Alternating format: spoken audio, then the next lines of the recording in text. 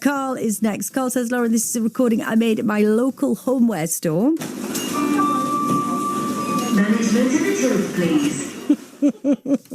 Management to the tills. A Europop classic is coming. It should instantly, says Carl, be recognised as Erasure's opening bar to their synth classic drama. Management to the tills, please. Oh my God. Love it. Management to the tills. Imagine if Vince Clarke shows up. He is Erasure's management. That would be right. Carl says, at the best, keep it teletext, keep it blocky. Thanks for that auto signature.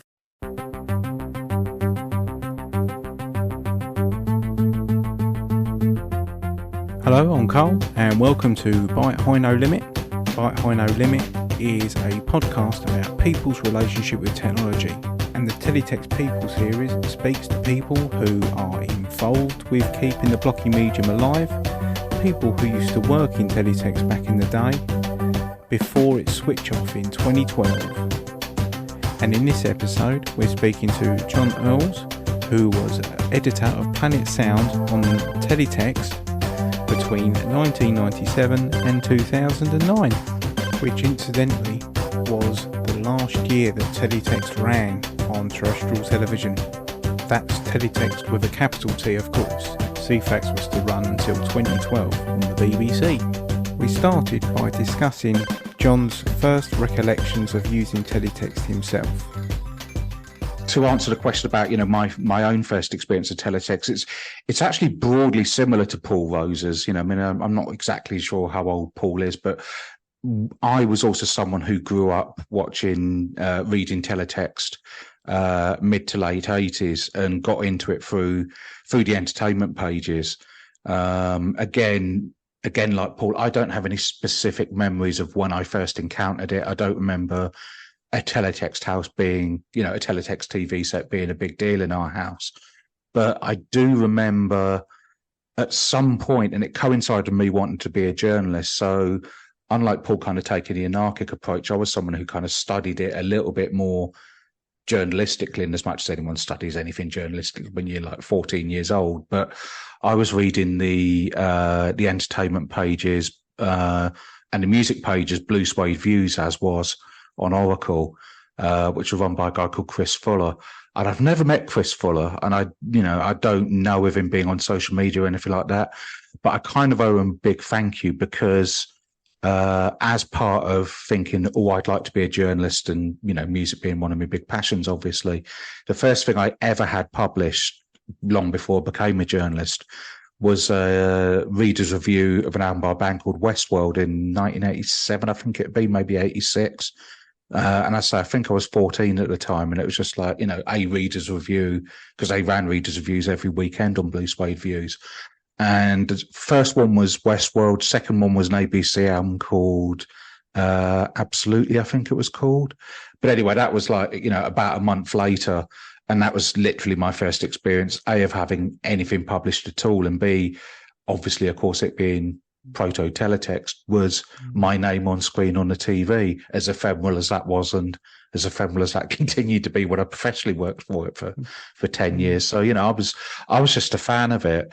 And also, as a fan of it, I kind of dipped out of it a bit, as you would. But before I worked for it, when Oracle became Teletext, the music pages, I don't know the sort of linear history of it, but the music page was run by a guy called Stephen Eastwood, who's a former Melody Maker journalist. And what Stephen did on what was already Planet Sound was a name that Stephen came up with after a Pixies song.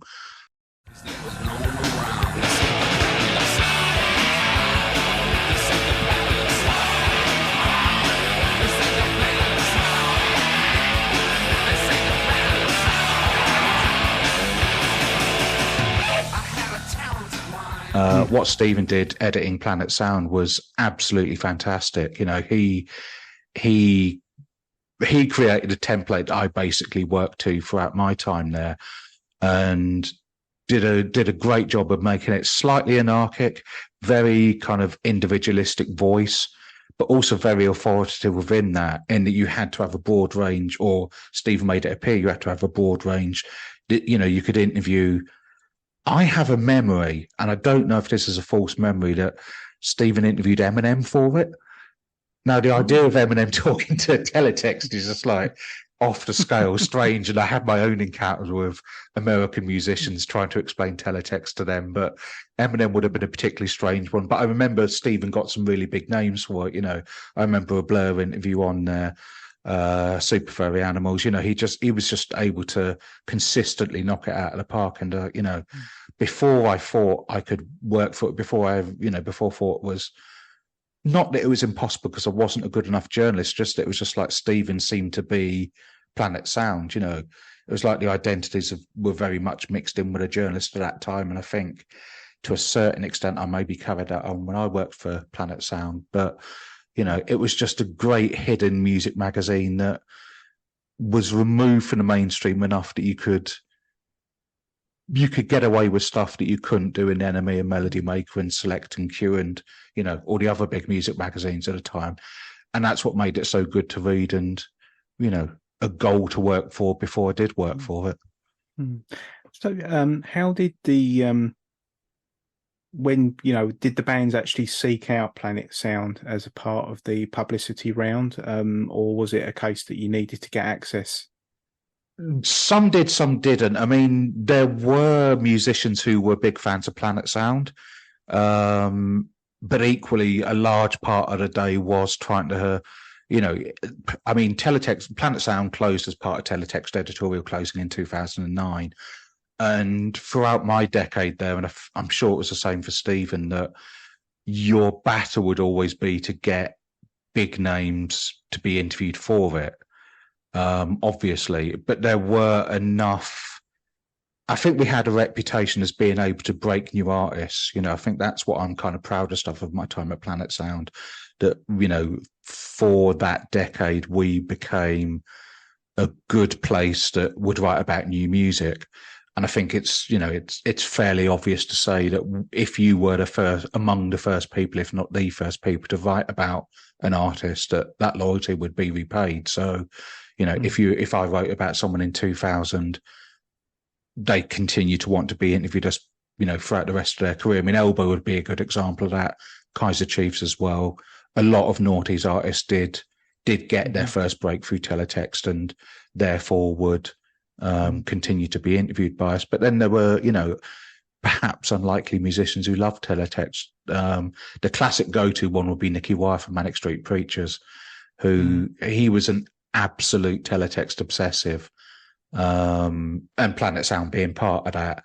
And you know, he was always a great friend to Teletext and to Planet Sound. And I think it's important to remember that, you know, you had entertainment figures, and I think it was the same for some actors as well, for the TV and film pages, that if they weren't on tour or working on a TV show, they'd be at home just, you know, sat in front of the TV like anyone else, really. And of course, part of that would be watching Teletext. So, you know, you had some unlikely people who would just sit there reading Teletext the same as the rest of us. So, yeah, Nicky Wire was a good one. Robert Smith from The Cure. He was I mean, to your question about, you know, were musicians seeking us out, or were we having to persuade people to, you know, to be interviewed by Teletext? Robert was a funny one insofar as, you know, Robert doesn't do many interviews. And of course, if you're saying, yeah, but I've heard that Robert Smith reads Teletext, any publicist is going to go, yeah, of course he is. And, you know, kind of keep you very much at arm's length. But eventually, like for the Cure album that came out, I think it was 2008, 413 Dream, we eventually persuaded the Cure's publicist to get us Robert on the phone for 15 minutes. And once Robert found out it was for Teletext, it was like an hour later by the time he was just like, right, okay, I've got to go now, you know, because he was just like, oh my God, I'm talking to Teletext, you know. There's a certain mindset of certain musicians who I think regarded talking to Teletext as an entity as being quite a spacey thing to get your head round. You know, I'm talking to the TV, literally, and I think that appealed to a certain mindset of musician, you know. Oh, absolutely. So with Robert Smith, was he an avid baker? Yes. Now, I I didn't see the letter in question or the email in question, however it was that Robert got in touch with us. But I was told convincingly that he wrote into Teletext with his own recipe for carrot cake, not kind of saying I'm, making a big deal of it, but just we had a reader's recipe page, and it really was Robert Smith from Crawley, where he lives, and his recipe for carrot cake just appeared without any fanfare on, whatever page the cookery pages are on. So yeah, I can well believe that, Robert Smith's recipe for carrot cake, if only again Teletext wasn't so ephemeral, is out there somewhere. Well, that'd be a gauntlet laid down for our Teletext recovery people. So no doubt they'll be digging that up. So that'll be good. And Nicky Wires from the Manics, that's a good one. Was he was an avid user of Teletext, as you say, and I think that you've mentioned that he voted with his feet out of a famous Dublin hotel because of the lack of it somewhere. Yeah, he did. He really did. I mean, he actually took great delight in telling me himself once when for whatever interview it was, where he was meant to be nominally talking about the latest Manics album, where he kind of started the interview by saying how much of a dump he thought the Clarence was, the hotel owned by Bono. Not, it's all very lovely and all very frou-frou, but it did not have Teletext in there. So, Nicky just immediately left the hotel and went to stay somewhere else and he apparently wrote Bono quite an angry email. I don't know what Bono's response to this was, probably slightly startled, but yeah, he really did write to Bono to say that, to say how dare your hotel not have Teletext in there. That's brilliant. It sounds like a very lively place to work at. During its heyday. What was the atmosphere like in the office when you were knocking up interviews and meeting deadlines? It's so funny because I mean, when I look back at it now, now that I'm 15 years older than when I left Teletext, you look back at it and go, God, I must have had the energy of a young man to be able to write so much for it. I mean, the pros of being a one-man band was that, as I said about Stephen, you could bend Planet Sound to your own vision of what a music magazine should be, because the reality is that John Sage, who was the editor at Teletext, he had the decency to leave you to get on with it. Basically, as long as you had, so the big deal at every section on Teletext for the entertainment sections would be to get a big weekend name interview that you could maybe perhaps publicise elsewhere, so and so till Teletext for the big weekend interview. So as long as you got a big weekend name interview, Snow Patrol or whoever it was that was big at the time, I say again, Kaiser Chiefs coming through. So long as you had the big artists at the weekend, from Monday to Thursday, you were kind of left to get on with it and do whatever you wanted with it, within reason, of course, but you could shape it to what you wanted it to be. And it meant that, as I say, you could write about the artist, I could write about what the artist that I wanted to write about. Fantastic. What music journalist would not want to do that? But there were 8 pages of news to write. There were 8 pages of the Void, the letters page to write. There were 8 pages of reviews a day to write. There was a specialist section to kind of oversee and, get the contributors to write those. Again, 8 pages.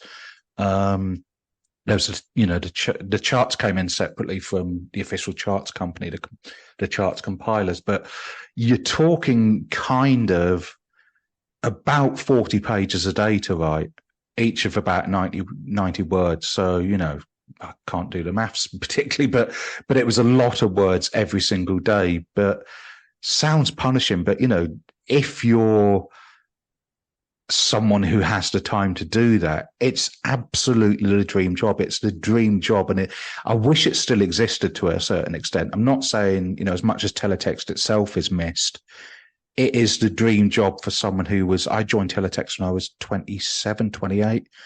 And for someone of that age who's got enough experience of being a journalist to just sit there and really get to grips with it. And I think other people did that on other sections, of course. It is such a great privilege to have, because you were left alone to get on with it. And it made it quite, Teletext itself as a medium was quite an anarchic medium. I'm sure other people have said much the same thing. But actually, the company itself was quite an anarchic place to work. You know, the office, the one in Fulham and later on the one in Chiswick, were both kind of free-spirited, much more so than newspapers I've worked at. You know, you were left to get on with it editorially, and it gave everyone a kind of independent free spirit, I think, which really came across in what it was like to work for and how we all got on with each other. You know, it was quite a close-knit team, Teletext. So, you know, it was a really lovely place to work. Yeah. It's there's plenty of people. Well, everyone's got a fond memory about it, and and you know, looking at some of the bands that you championed, it's I wrote a list and I got writer's cramp. So I'll just read a few out.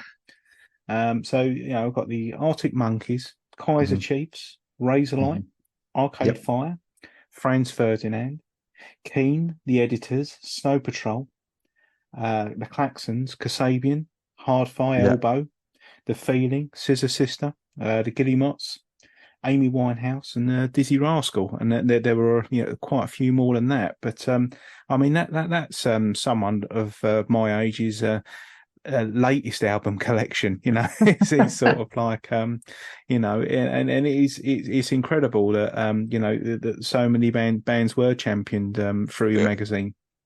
Absolutely. I mean, of that list you just read out, I mean, I think the only two that we can't really claim direct credit for, perhaps, is I mean, we did interview. You know, it was actually one of my freelance colleagues, Ian Gittins, who's a very well-respected journalist in his own right. Ian was the person who interviewed Amy Winehouse mainly for Teletext, you know, and again, that was one where we had to push a little bit for it, and we weren't directly able necessarily to champion Amy as much as she wanted for, you know, we all know the story about Amy Winehouse. She was, you know, she had a difficult life right from the beginning and trying to find how to be comfortable within the music industry. So it's entirely understandable that her team kept interviewers at arm's length a little bit from the start of her career. But yeah, we were able to interview Amy once. Ian was more of a fan immediately than I was with Amy, so I can't personally claim the credit for Amy, but you know, I think it's fair to say that Ian probably could more than me, and you know, we're very pleased to have obviously played a part in, you know, I say played a part, I mean, you know, with very, very, very small part, but yeah, the other artists you mentioned have been Arctic Monkeys. With the Arctics, there was a friend called AD Nunn who basically started Drowned in Sound record label with Drowned in Sound's founder Sean Adams, and AD was like a fantastic resource to have because she was someone who would tip me off at an unofficial A&R capacity as kind of going, you need to go and see XYZ. Kaiser Chiefs being the other one, and Kaiser Chiefs kind of famously released their debut single on Drowned in Sound. But this would be long before anyone, even at, you know, the kind of regular music magazines like NME, would pick up on them. AD saw Arctic Monkeys' first ever London gig at Brixton Windmill, which is a tiny, tiny, tiny venue, about 100 capacity. You know, it became famous a little bit later on as starting its own breeding ground then, but the buzz around the Arctics had just started in Sheffield, and it meant that by the time they played their first established gig in London at another very small venue called the Islington Bar Academy, around the single that came out before Don't You Look Good, I Bet You Look Good on the Dance Floor, that's the one that people think of as a debut single, but it was kind of an industry tastemaker single before that. So I was able to interview Alex Turner for that. But there's a quite unfortunate story against myself that when I Bet You Look Good on the Dance Floor was the week it was out, their PR said, can you come and, you know, would you mind interviewing Alex again? And I said, no, it's all right. We interviewed him last month for the Tastemakers single. Don't need to interview him again. You know, you crack on, you know, kind of thinking I'd be on the phone to Alex again fairly regularly. And Alex Turner, you know, does not do interviews. From the very start of his career, he did not, maybe the one I did with him put him off, I don't know. But yeah, Alex did not speak to Teletext again, apart from one time when Arctic Monkeys won the Mercury Prize. There were two journalists who got to interview Alex one-on-one after the awards. I was one of them. The guy from The Enemy was the other. And that, I think, was because their publicist, who was a really mischievous, brilliant guy called Anton Brooks, said to Alex, introduced me to Alex in person, having interviewed him on the phone 2 years previously, said to Alex Turner, this is John. He's from Teletext. He's the guy that turned down an interview with you. You should speak to him now because he's the only guy that's done that. And Alex Turner, to be fair, kind of laughed and, played along with the interview for 15 minutes, which was a real coup to get, That's brilliant. Yeah, it's a sort of bit of Schadenfreude there, but worked in your favour. Same thing happened with Arcade Fire as well, I should say. But yeah, that's again, there's Arcade Fire career has gone a bit sideways. I think it's fair to say recently. But again, I turned down an interview with them for when Funeral came out, which is like, well done me. So, was there any sort of? I mean, I think we're touching on maybe some of the. Some of the sort of rueful, opportunities that were missed. But what was the proudest moment at the, with the bands? I think the proudest moment really was helping Hope of the States to get a record deal. I mean, I'd maintain that anyone with working ears, if they'd heard Hope of the States demo, that they would have immediately gone, this is amazing. I did a demos page. We did a demo review page for about roughly 5 or 6 years during Teletext. And with Planet Sound having a little bit of a reputation anyway for being able to break new artists, fairly early on, but obviously signed new artists, it seemed a good idea to do a demos page and see if we could actually help brand new talent along the way.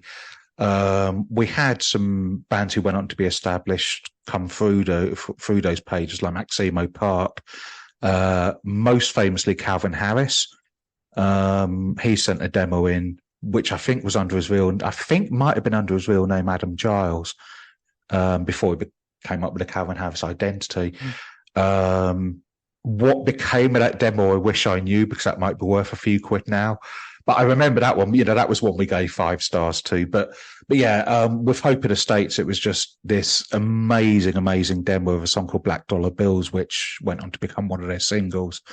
And the guy who became their manager just happened to be reading the page. He was looking to get back into the music industry on a more established footing. And so my part in it really was simply to kind of go, this demo is incredible. And their manager, Howard Goff, took it on from there. But yeah, that was one where it eventually led to Sony signing Hope of the States. But I say proudest moment, Hope of the States, for various sad reasons. Their guitarist died quite early on.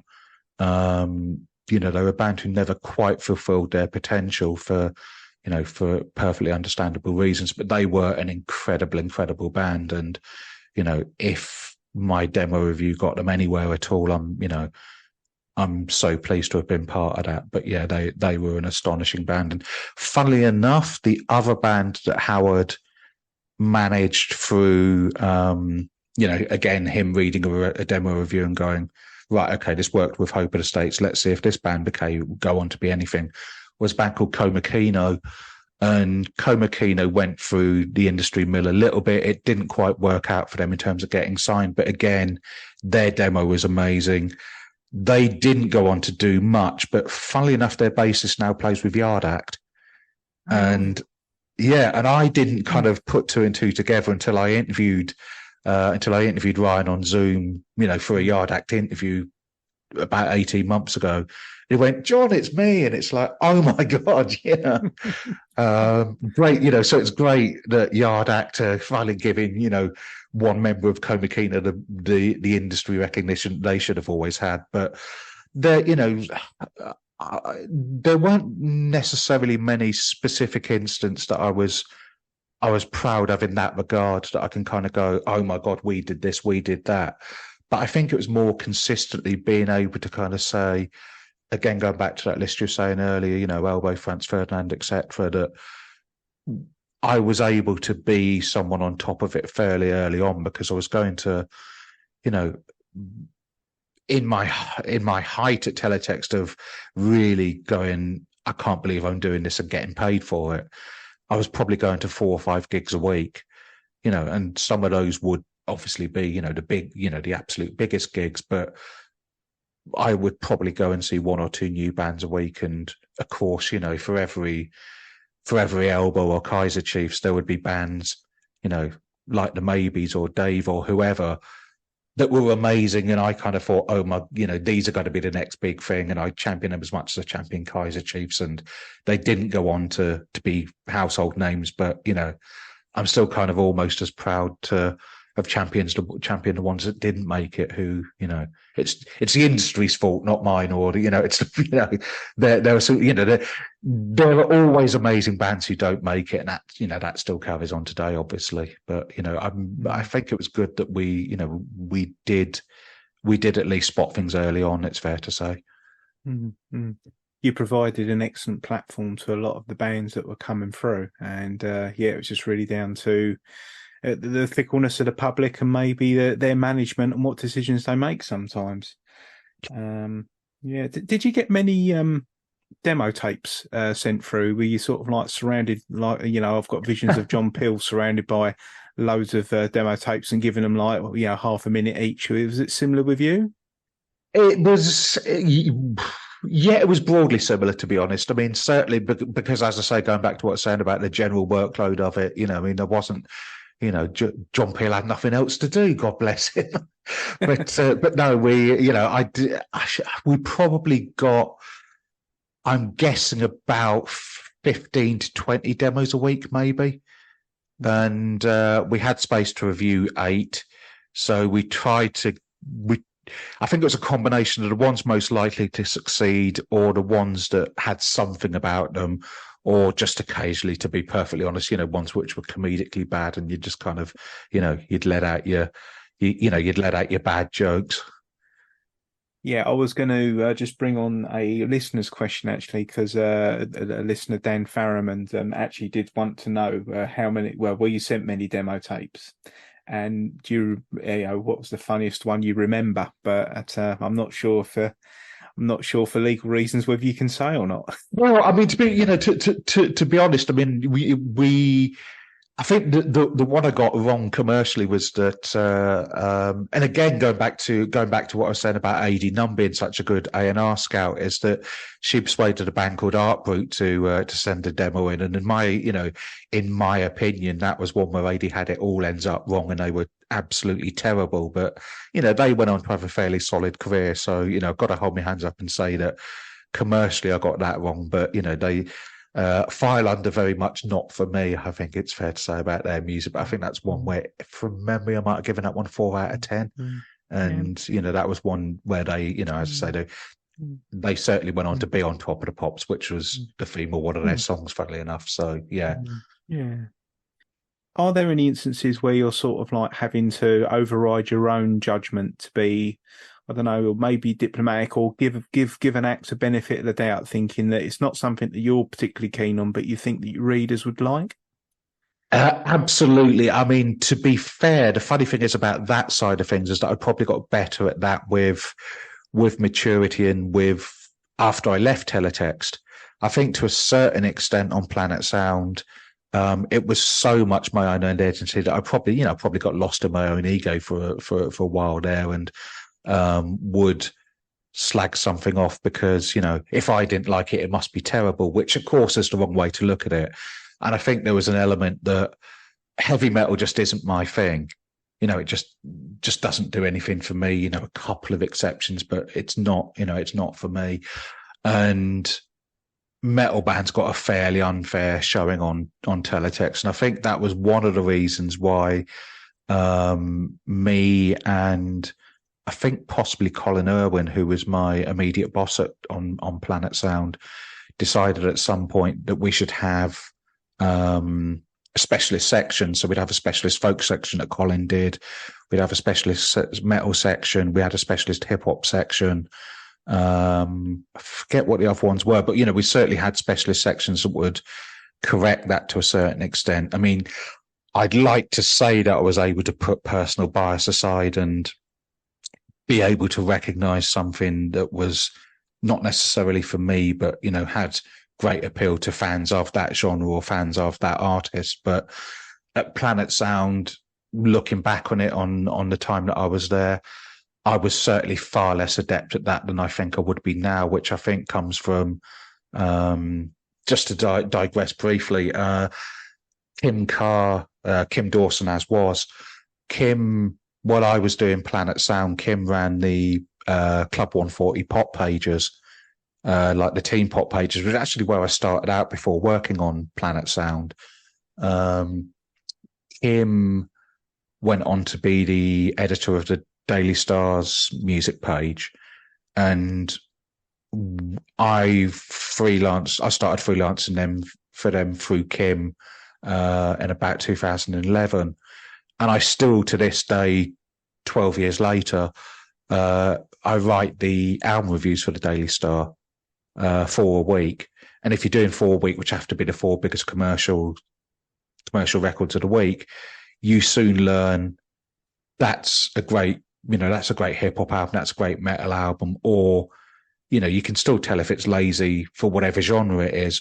But I've kind of honed that, funnily enough, through working for the Daily Star and other music magazines since Planet Sound, rather than being that great at knowing this is great, even though it's not for me. You know, that kind of came along later.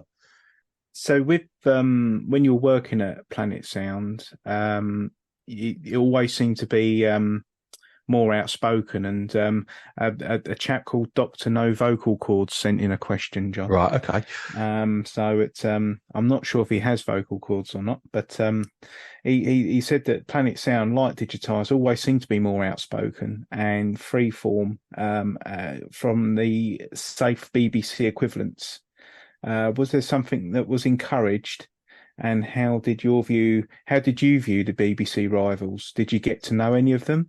And was there anything that they envied about what you were allowed to do, or vice versa? Yeah, I mean, it's a good question. I did get to know. I don't know Ian Youngs, who was the guy that did the CFAX music pages, that well, but Ian to this day is a very good arts journalist, and he still actually works at the BBC. Up in, you know, I think he went to Manchester fairly early on, and Ian did a great job on CFAX, but it was more stayed for sure. Now, whether or not, you know, I've never spoken to Ian in any great depth to kind of know if that was his choice or if it was, you know, BBC dictates meant it had to be. But I don't think there was any great rivalry necessarily. I think it was just that there was an element, not that I was ever encouraged to be outspoken in that regard, and certainly not as much as, I mean, Paul on Digitizer was, you know, he was just amazing at being more of a comedian than I was, for sure. And I mean that, you know, and I mean that by championing what Paul was doing. I mean, he made Digitizer a great comedy section. And I think with me on Planet Sound, it was more that I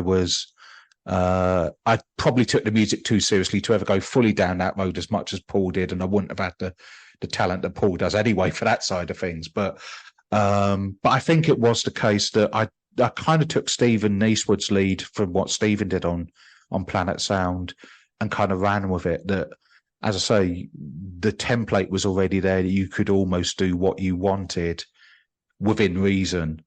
And I was never particularly dissuaded from that view. And it's kind of what I think, if I'd been someone who wanted to be more serious and wanted to take it more down the sort of uncut mojo route, for want of a better cliche, that I could have done that as well.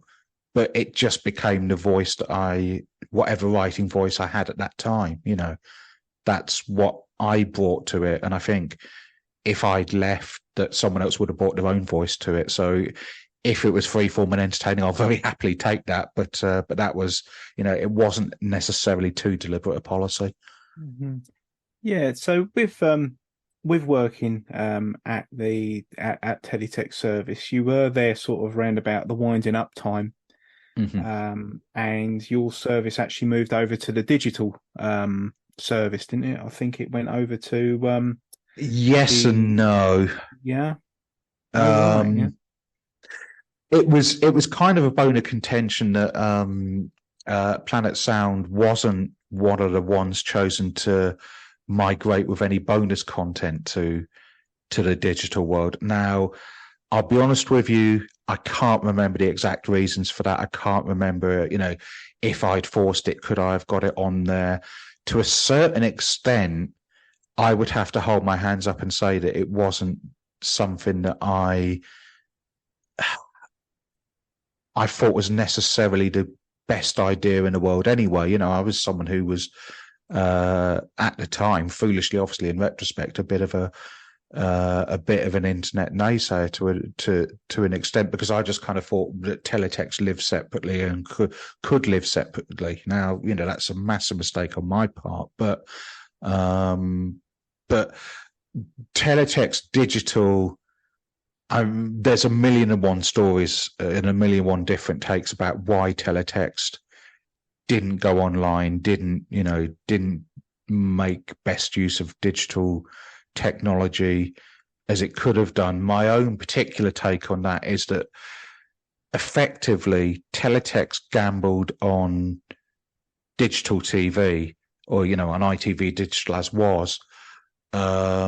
It was almost like a red or black choice between digital TV and the internet, and Teletext bet the farm on digital. And in retrospect, that was, of course, the wrong choice. But that's kind of my that's kind of my memory of it. But how accurate that was in reality, not for me to say. So when you knew that you were moving over from maybe sort of like the teletext on Channel 3 or Channel 4, the classic teletext thing, was there any final messages or anything that you started putting into your service? Yeah, I mean, I can't remember exactly how much notice we were given, but we were made aware, to be fair to Teletext, we were made aware quite early on that, 31st of December 2009 would be the final switch off for Teletext editorial. And we certainly had enough notice that, we were able to get, I remember the last week or possibly even the last month, we ran a series of special interviews with people that we championed on Teletext and got messages from them, for the final days of Planet Sound. So those would be people like, again, people like Elbow, people like Kaiser Chiefs, people like Razorlight, that they were able to kind of say, thank you very much. And there were messages from them. I remember writing a kind of big emotional farewell from my persona as the Void, the music letters page section. There was certainly a message from there. But yeah, it was certainly the case that we were able to celebrate it properly. I think it's fair to say that we had messages from various musicians that would that were saying their farewells to it and their thank yous to it. Yeah. I would imagine that Robert Smith and Nicky Wires be particularly taking exception to its absence as well. Well, I think one of the other ones that's worth mentioning is Bell and Sebastian singer Stuart Murdoch, yes, because he was, when Bell and Sebastian first emerged. Funnily enough, going back to championing artists early, I got into Bell and Sebastian as a fan through Stephen Eastwood being an early adopter of Bell and Sebastian. And it got to the stage where Bell and Sebastian made a point of not doing any press interviews for about 3-4 years, maybe. And the only one they did at that time was with Teletext. And that was one that got a massive pickup for us in the music press. And it was because Stuart ran for rector of, I think it was Glasgow University. I could be wrong on that, but he ran for rector of a particular university. And to publicise that, he agreed to, be interviewed on the phone for Teletext. And he explained the reasons for doing that was that his dad was a massive Teletext fan. And Stuart had read us as well, you know, particularly because Stephen had been such an early champion of the band. But he explained to us that, you know, his dad would basically always say, "Oh, I see you doing all right because I see you on Teletext today." So, you know, he wasn't alone in that. I forget even though there were certainly other musicians who would be, you know, apparently I'm doing all right because my dad says I've seen you on there. You know, actually, I tell you who it was. It was Fran Healy from Travis.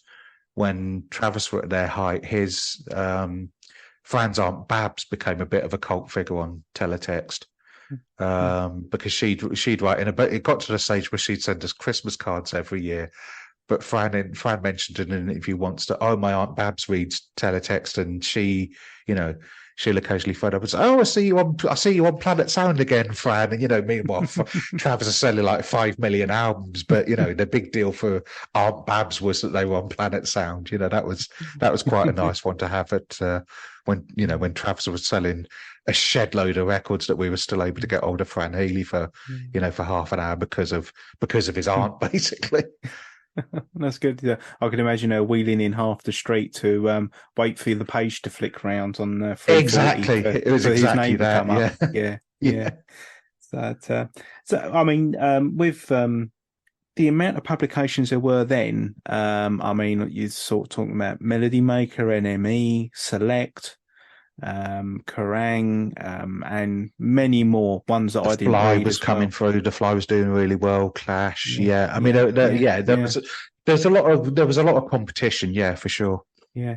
So, was there any time when you were sort of like you had sort of penned, some content for your service, and it sort of, simultaneously or mysteriously appears elsewhere? Did any of that happen at any time at all? No, not at all. I mean, I think it's, you know, it was the case that in those times, NME, you know, there's things to say about NME at that particular time that would, you know, aren't particularly relevant here. But NME apart, there was a good atmosphere among pretty much all the music magazines, and that, you know, it was kind of healthy competition and respect as much as anything else. So, you know, you wouldn't really do the dirty on anyone, and we wouldn't on them, and they wouldn't on us. So, you know, so you would occasionally see Johnny Burrell from Razorlight told Teletext, and, you know, they'd use our stories for sure, but it'd be done, you know, it'd be done respectfully, and you know, it was too small a world out there. Proper citation was sort of given, so there's he mentioned on Teletext X, Y, and Z, and that done that way around. So how many publications are we left with at the moment at time of recording? Then we must have lost a fair few.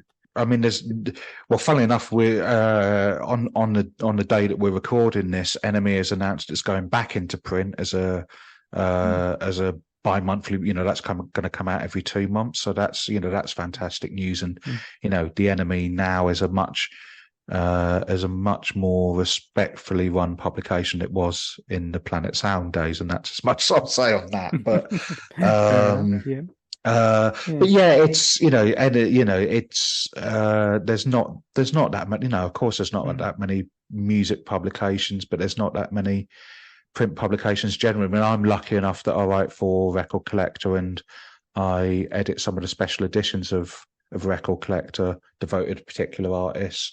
Again, I write for a magazine called Classic Pop, which specializes in 80s music. Of course, you've got Uncut and Mojo as the two main generalist magazines that are left. The people behind Q Magazine run a very good online site called the New Q.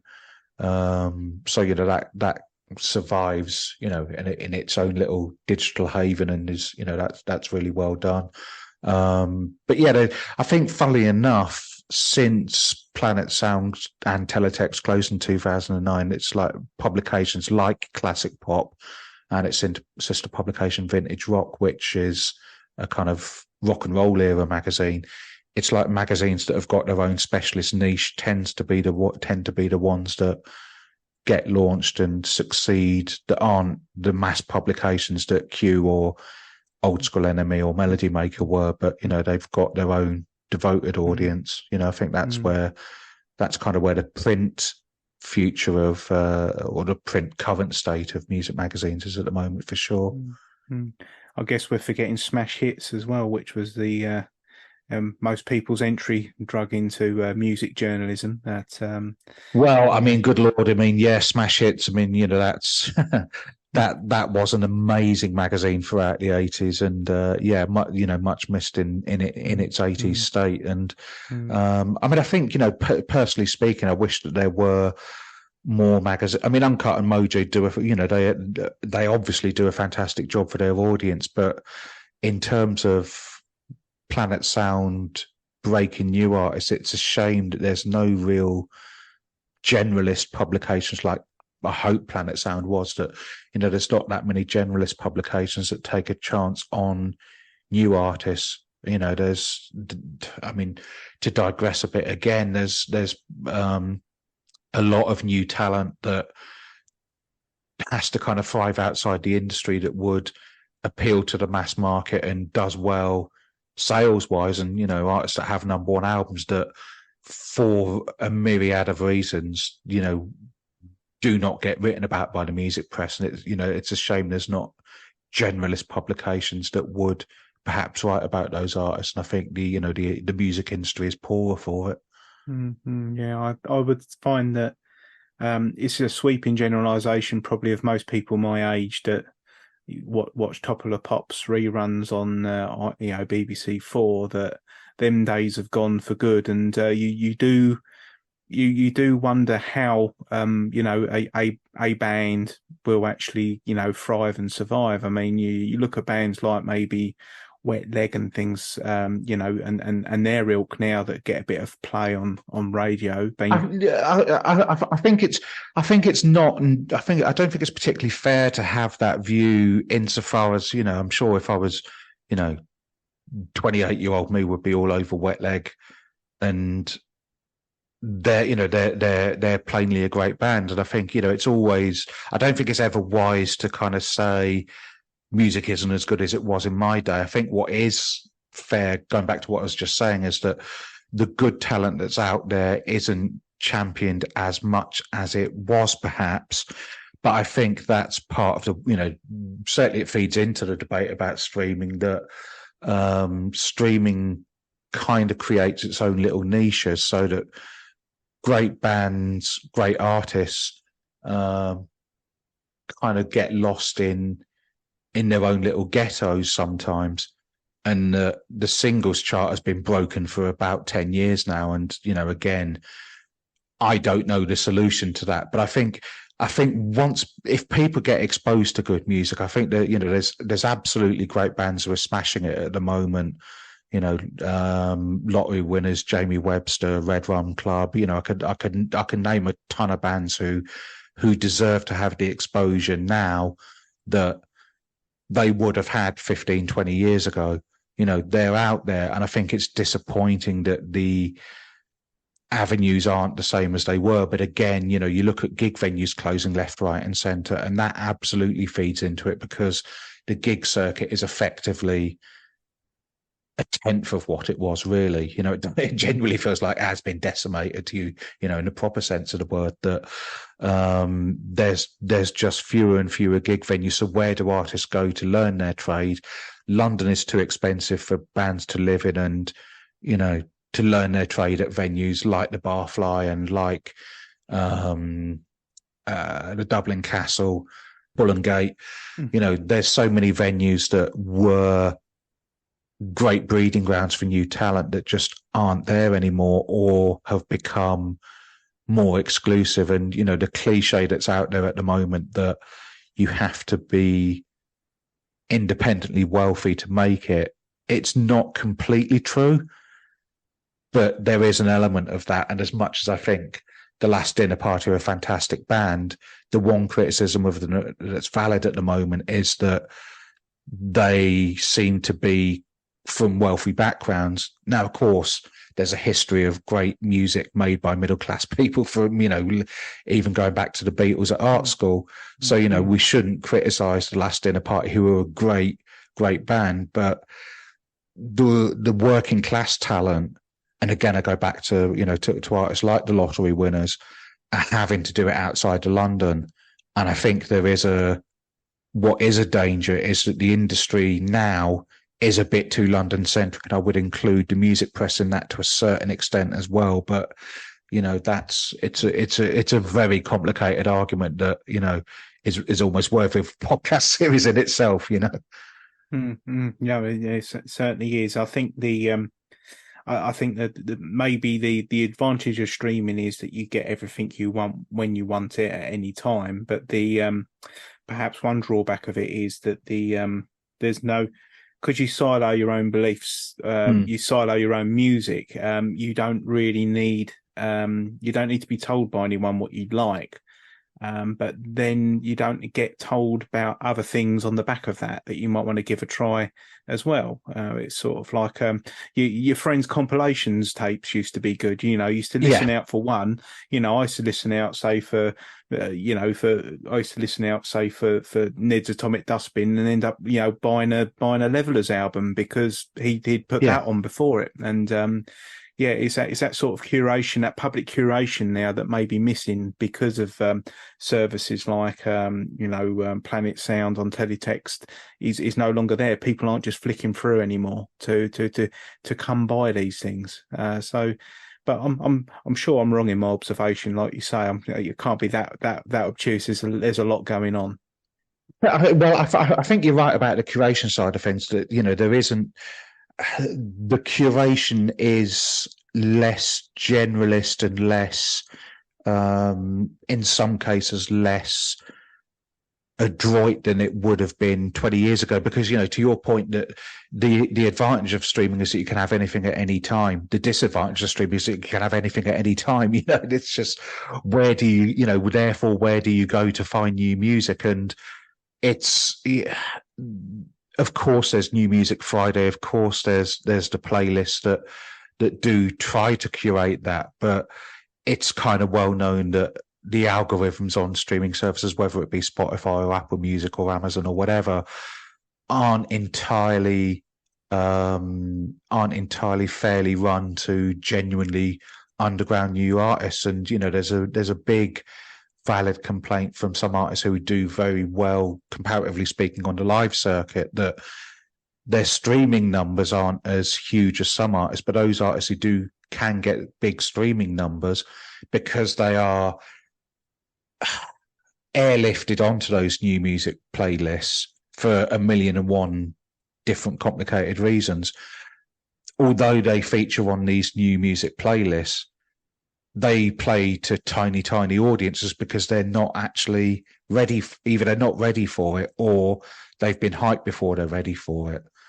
And I think that becomes a self-fulfilling prophecy that you see the tastemaker list these days on, God, I've said these days, I am 50 years old. You see the tastemaker awards that are given out by the best Brits new artists, the best Critics' Choice Award, as it was called, now can go to artists who simply aren't ready for it, but because they've got that Brit, it becomes a bit of a millstone around their neck. And I do worry that some artists who are either winning it or nominated for it before they're ready, let's say, they never get a chance to develop properly. And you kind of, you end up thinking literally like in 18 months, 2 years time, you'll see their name and you'll go, oh my good Lord, yeah, what happened to them? And you almost end up in a what happened to pile before you've even had an album out. And that's a real shame. Whereas artists who are ready for it, who have done the legwork, who have got a genuine following behind them, still aren't written about for, in some instances, unfortunate reasons, I think. Yeah, so I heard for the first time something you've probably heard many times before the other day, and that was it takes a lifetime to write your first album, but you have to write your second one within a year. Yeah. And, well, I think the funny thing is, I mean, there's a band I really like called the K's, who are from Warrington, and they've been going. Gosh, it must be about, let's say 4 years. If it isn't 4 years, it could be 5 years even. and they still haven't released an album. And it's almost like there's a band called Do Nothing who I really liked, and they finally released their debut album quite recently. But the great songs they'd had at the start of their career weren't on this debut album. And it's almost like they got left behind. And it's almost like they'd released a difficult second album before they actually released a great first album, because they hadn't been given the breaks at the time that they deserved. And I think the K's are a band who, as and when they finally do release their debut, which I think is coming at the end of the year, that they'll be absolutely ready for it. But it's almost like they're too ready for it, because, again, the A&R that they should have had perhaps 2 years ago when they were ready just got missed out. But again, it's such a kind of complicated reason as to why the industry is in the state it's in with new talent. But and I should make it clear, by the way, that doesn't apply to all genres, and it doesn't apply to all artists. And I think what's good is that, you mentioned Dizzee Rascal earlier, and, yes, we were an early champion of Dizzee, but not, we weren't. What I liked to do was to get on someone on their debut single and just kind of go, right, because of that freedom that I had, that I could write about anything on a Monday to Thursday.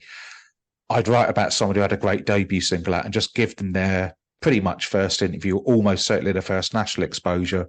Because what was the harm of it?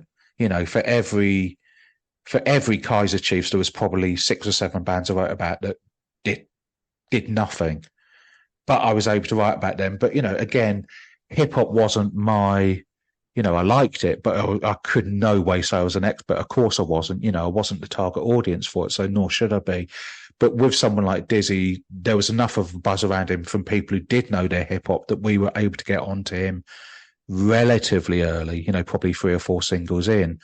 But hip hop is, it's obviously hip, and every variant thereof, drill music, grime, whatever, is the dominant young people's music now, and rightly so. And I think the A&R skills are there in that genre fairly well, as well as it would have been for indie / pop music in, when I was at Planet Sound. So again, I shouldn't kind of dismiss what the industry is doing wholesale. It's doing a really good job with bringing young artists like that through, but there is an element that it is missing out quite badly on rock and guitar pop to a certain extent, if that makes sense. Yeah, it's quite hypocritical that hip hop is celebrating its 50th birthday. Yeah. And that's what Teletext will be doing. And a lot more people know about hip hop. Well, indeed, yes. Yeah. I mean, look, it was an absolute privilege to work at Teletext. It really was. I mean, I loved working at Planet Sound, and I was, I'm very, very fortunate to have it on my CV. Whether or not people think it worked, and I think there's probably 80% of heavy metal fans would go, no, it was rubbish. But within the niche that we had, I certainly took it seriously. I'll say that much about myself, that I did take it seriously, and I worked hard. But it was a fun place. I hope what other people are saying is that it was a fun place to work, because for those 10 years, I had stand-up rows with bosses the same as anyone else would, but it was a great place to work, because you were left to your own devices. I mean, I mentioned Ian Gittins earlier, and Ian, he's now a successful ghostwriter. It feels like pretty much half the autobiographies you pick up in any W.H. Smiths, Ian will have been the ghostwriter for them, from Cliff Richard to Jay Blades. But anyway, Ian was, when he freelanced for us, he was and is quite political, and he had a book out. It was like the official history of Top of the Pops, and he refused to publicise it in the Daily Mail and the Daily Express because those papers went against his political beliefs, which is absolutely fair enough. But the fact is, Teletext was owned by the Daily Mail. The Daily Mail group owned Teletext. Now, there was never any political interference that I was, certainly not on Planet Sound, no. But, any political interference didn't come through in Teletext, and Teletext was, you had your own little silos, me on Planet Sound, Paul on Digitizer, Simon on the TV pages, Paul Aaron on the film pages, and you were left alone to do what you wanted. And if you were left alone, you were able to develop your own voice much, much more freely than you could on any newspaper, where, of course, you'd have to be part of that newspaper's voice to a greater or lesser degree. But, at Teletext, it was almost like John Sage, the editor, he was great for just having the faith in the writers that he employed to let just you get on with their job, let you do you, and that, to be fair, actually, that also, I'm thinking of other colleagues who ran other sections that as well as the entertainment section, that went for like the health section, the environment section, there were all kinds of sections that built up their own established voice because of the seriousness that and one individual journalist would bring to that section. And I can't think of anywhere, certainly not anywhere, that as niche as Teletext was, or as niche as Teletext is viewed now. We had millions and millions of viewers at its height, and we're lucky to do so. But it was a good product, man. Yes, it certainly was, and it's been obviously a good 20 years now since Planet Sound had finished. But when I was doing the research to speak to you, I didn't have to work particularly hard to find information about Planet Sound. There are so many people that fondly remember it, that there's plenty of resources to search out on the internet. And I guess that goes without saying that you must be proud about the fact that you've impacted on people's young formative lives with your magazine. Yeah, absolutely. And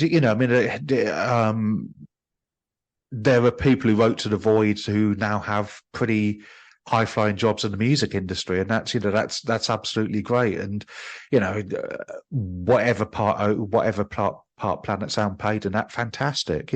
But it was a good time for the music industry in general. I think that should absolutely be emphasised. That certainly with the demise of the singles chart, it was kind of, Planet Sound coincided with a great period for the singles chart. And, I was fortunate in that regard that I worked somewhere that was able to, certainly I capitalised on it, but it was there independent of whatever Teletext was up to 6 or 7 days a week, but yeah, no, I'm pleased that there are people who remember it fondly. And, although of course I feel my age when, certain PRs who I work with now who are still in the industry are having to explain to, young artists sometimes, like, John worked at Teletext, Teletext was blah, blah, blah, blah, blah. You're just like, don't even, don't even mention it to this poor 23-year-old artist who couldn't care less, So I am actually intrigued. How do you manage to explain Teletext to the Beastie Boys? Teletext to the Beastie Boys was it was, I mean, to be honest, it's so long ago now that I kind of forgotten the exact way that it was put to them. And again, going back to what I said about Arctic Monkeys, Beastie Boys had the same press guy as Arctic Monkeys, who was a big champion of Teletext. And I think in the background, he'd kind of done, he'd done his homework, and, he'd done his homework on Beastie Boys' behalf to kind of say, look, this is what Teletext is. But when I was in front of, I think it was Ad Rock who basically said, Teletubbies? You're from the Teletubbies? Yeah. I think the favorite American one to explain, the favorite American person that I explained it to was Juliette Lewis when she had a music career. Very good music career, actually. Because she was so infused, but because I kind of explained that it was this music magazine. It was on every TV in Britain, and she was just like, "So how much do you pay for it?" "I don't know. It's all free." And she was like, "It's free? Wow, that's really counterculture, And she could not get her head around the fact that behind every TV set in Britain was this free resource, And I gather, funnily enough, I never interviewed Debbie Harry at the time, but I was told that Debbie Harry would seek out Teletext whenever she was in the UK as well. Ice Cube was another one as well, who was a big fan. So yeah. I mean, it always was. I mean, basically, the first 10 minutes of any interview with an American artist would be kind of spent explaining what Teletext was, and some of them would be really, into the idea, and some of them would just be like, we're here to talk about my album, get on with it. So what are you up to these days then, John? I mean, I'm still working in music journalism. I mean, as I say, I do a lot of work for Classic Pop magazine, reviews editor there, and do a lot of cover features for them, which basically means that over the 11 years I've been working for Classic Pop on and off, I've interviewed a heck of a lot of my favorite musicians from the 80s and a few from the 90s for it, and that's again that's a fantastic place to write for. And their editor Steve Harnell is a really good guy who kind of gives me a lot of freedom to write what I'd like to write about, and what chimes with what the readers want to hear about. Anyone from Andrew Ridgeley to Pet Shop Boys to Belinda Carlisle to Cyndi Lauper. There's a bucket list of Grace Jones is the bucket list musician I'd love to interview for Classic Pop. I guess Susie Sue as well. And then, as I say, I do a lot of work I do a fair bit of work for Record Collector now. I edit some of their special editions. So I've just done one on Duran Duran. I'm midway through working on one on Madonna. Again, funnily enough, ironically, given my love of heavy metal, I did one on Iron Maiden, which was an education, and seemed to be some sort of karma for a mediocre review of an Iron Maiden album I gave in 2005 or whatever. But I do a lot of writing about music for the Daily Express, which is an interesting one to write for, because there'll be people who are listening who are not politically aligned with the Daily Express, and fair enough. But the music magazines, the music interviews I get to do for the paper, they are ones where political opinions you wouldn't find on the front page of the Daily Express do get to be expressed within the pages of the newspaper itself. So, for instance, Glenn Matlock kind of saying what a terrible idea he thinks Brexit was. That there is, to be fair to the paper, there is room within it for conflicting political opinions. So that's a good one. That's actually a real joy to write for. Again, featured editor there, Matt Nixon, is a good guy to work with on getting people who wouldn't think that they should be speaking to the Daily Express to speak to the Daily Express. Richard Ashcroft, Sean Ryder, going back to Elbow Guy Garvey's been in there as well. So, I've been lucky to get some great musicians in there. Daily Star I do a lot of stuff for. Again, through the Teletext connection, funnily enough, as I say, Kim Carr, who is on features at the Daily Star now, she got me freelancing for the paper 11 years ago, and I've just kind of survived doing that. So they're probably the main publications that I write for, and I also write about football. Quite a lot about Luton Town for a football magazine called When Saturday Comes, which is an independent football monthly magazine that's great to write for. So I remember. I remember When Saturday Comes back in the early 90s. That was quite a funny thing. That was always at the sort of Private Eye-esque front cover. Still does. And then there was a rival one as well, the Onion Bag. I remember that was a rival one that came out. I think, or 90 Minutes. There was 90 Minutes as well. So it's really funny you mentioned 90 Minutes, because that was although Blue Suede Views was the first thing I ever had published as an amateur, as a fan. 90 Minutes was the first publication I ever wrote for as a paid journalist. Right.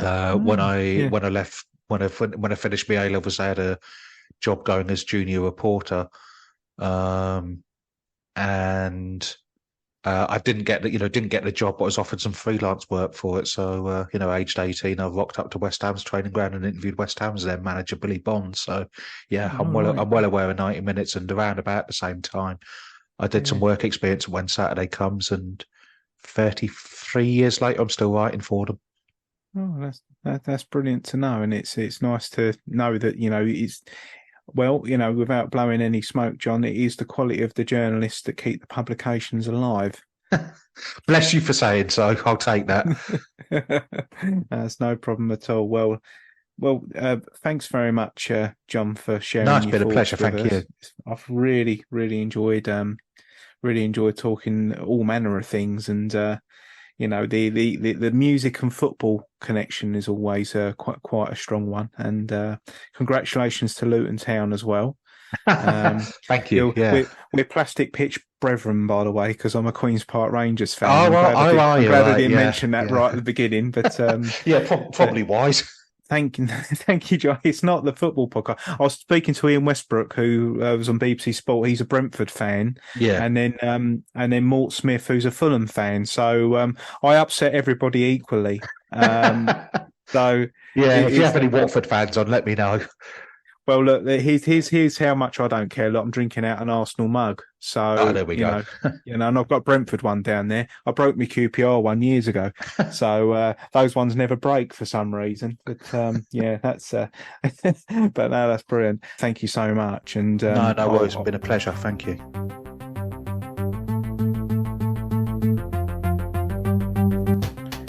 Thanks again to John Earls for agreeing to appear on the podcast. Also, thanks to some question contributors, Dan Farrimond, Dr. No Vocal Cords, Reese, Rusty Russ. Thanks very much for your questions, and I've managed to get them all included into the podcast, which was really good. I hope you've enjoyed listening to this podcast as much as I do making them. If you do want to support the podcast in any way at all, remember, you can do the normal thing. Just go on and rate or like the podcast wherever you get it from. You can also send me a Ko-fi on kofi.com/bitehigh if you feel that way inclined. Any contributions at all go towards the hosting costs of Podbean, which isn't an awful amount, but any little helps. Certainly won't be buying a yacht on the back of any proceeds, that's for sure. And thank you already to Dr. No Vocal Cords and Meat Lotion for your contributions. They've been much appreciated. You can also join the Discord. There's a Discord channel with the link in the comments below.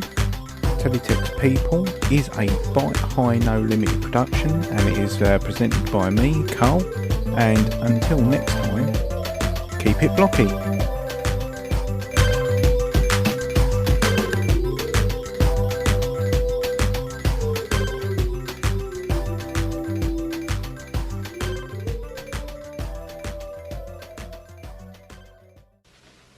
You're still here? It's over. Go home. Go.